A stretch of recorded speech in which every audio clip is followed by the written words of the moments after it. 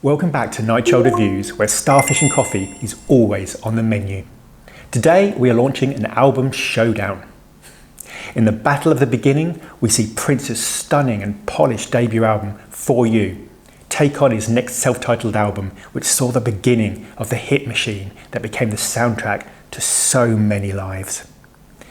Before we begin, a huge thank you to everybody that watches and subscribes. You genuinely make my day more times than I could possibly say, and you are my world. I truly mean that. Thank you. And very quickly, these are both great albums, and the true secret is you can enjoy them both. That is the beauty of being on the Prince experience. Anyway, let's dive in. First up in the red corner, weighing in at 33 minutes and 26 seconds, 9 songs and a release date of the 7th of April 1978 is For You. And I'm going to give you 5 quick reasons why For You should be the winner for you. Did you see what I did then? For you? Never mind.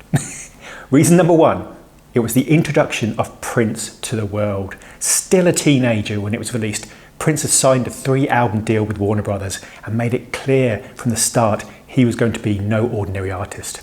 Singing, playing crazy amounts of instruments from guitar, bass guitar, drums and synths down to hand claps and finger snaps. Prince burned through $170,000 of his $180,000 budget for the whole 3-album deal, but Prince was determined to take his time and get this album as perfect as he could make it. Virtually every other album after For You saw Prince record quicker, learning the tricks of production and songcrafting. Prince stated that For You was perfect and mistake-free. However, it also served as a showcase to the world of Prince's musicality, his dexterity and ability. The genius was ready. Reason number 2, the utter maturity. Prince was a teenager, and he was, with assistance from Chris Moon, essentially doing it all. Prince solely as a singer would have been an extraordinary artist, but here he was writing the tracks, arranging the tracks, building them up stage by stage, and showing a musical knowledge and know-how that, quite frankly, great artists several decades older would have struggled to grasp. To do all that and to produce the tracks, arrange them, and in typical Prince style even design the dust cover, Prince was already, at this young age, the complete package. Reason number 3, the falsetto. Oh my lord, the falsetto. Just listen to the introduction of the first track, an a cappella, multi-layered symphony of originality and a true statement of intent. Prince sings, "All of this and more is for you with love, sincerity and deepest care. My life with you I share." Then his haunting, aching laments, the wounding ballad Crazy You, his pleading angst of the track Baby. Prince this time heavily preferred his falsetto voice and felt he got more life from it than his baritone, and here it sounds sweeter than the sweetest candy with 2 extra servings of sugar. Listen to the wailing, soaring last minute of So Blue, and it was clear that Prince had a bright future. Incredible stuff. Reason number 4, the sumptuous plush production. Prince grew up in a world of Sly and the Family Stone, Shaka Khan, Joni Mitchell and Carlos Santana, and used those influences, but was also clearly determined to form his own sound and production, and ultimately, in time, launched the Minneapolis sound. Here on this album, every bass note, every groove is deftly and expertly harnessed.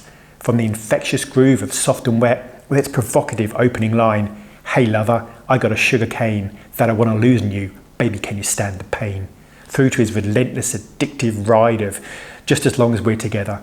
The synths on the album are squelchy and delicious, the drumming utterly in pocket, and the breakdowns timed to perfection. This album just sounds so good. Truly incredible. And lastly, reason number 5, not something that people mostly associate with the For You album, but its blazing guitar.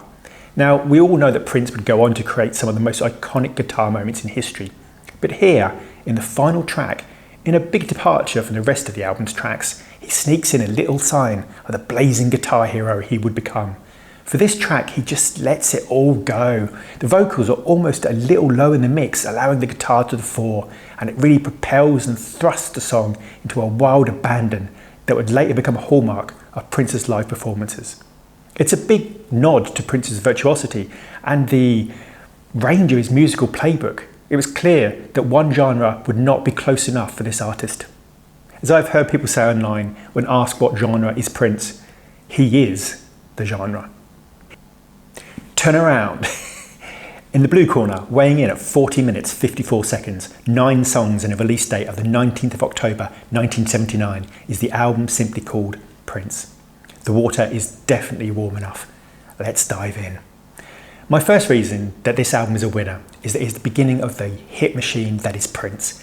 The album was propelled to platinum status with hits such as the career-long fan favourite I Wanna Be Your Lover, the scorching Why You Wanna Treat Me So Bad, and the huge hit in waiting I Feel For You, which in 1984 Shaka Khan would propel to the very top of the charts. Prince was incredibly quickly developing his knack for creating absolute earworms that began to get some serious chart attention. Indeed, this album spawned 5 singles, and the album itself near the top of the Billboard Soul LP chart.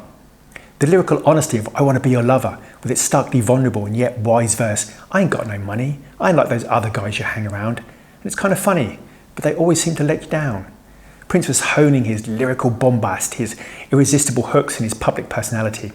Indeed, this album saw him launch into his first US tour and define and develop his stagecraft. Reason number 2 is simply confidence. From the starkly intriguing album cover with Prince's piercing eyes staring straight down the lens, to the almost world-wise knowledge in songs such as Still Waiting and It's Gonna Be Lonely, all the way to the bravado and the indignant incomprehension of the wronged lover in Why You Wanna Treat Me So Bad, Prince was throwing off the shackles of the tight confines and tested time-soaked perfection of their first album, and rather than having a stock of songs he'd been working on for years prior, Prince was speeding up his writing, recording and producing regimen. The striking long falsetto note at around 1 minute 54 on I Wanna Be Your Lover is a vocalist totally at ease and ready to impress. Prince was becoming less restrained, more free and ready to test his musical limits, if indeed he even had any. Reason number 3 is this album has some soul-shudderingly soulful and haunting ballads that show both a lyrical maturity and a musical know-how that transcended Prince's age at the time. From the drivingly mournful yet stoic lament of It's Gonna Be Lonely, to the achingly romantic heart melter of When We're Dancing Close and Slow, the pleading, yearning, melancholic With You, this album pulls at the heartstrings as much as it toys playfully with the ears.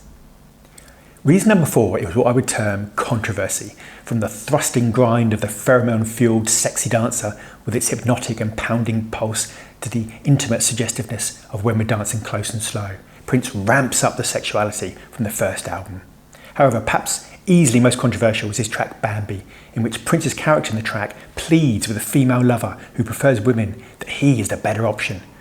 I must admit I've always taken this track as what they term an unreliable narrator, in that for me it details a testosterone-filled young man who doesn't realise the situation and, aided by his bravado, believes that no woman could resist his manly charms.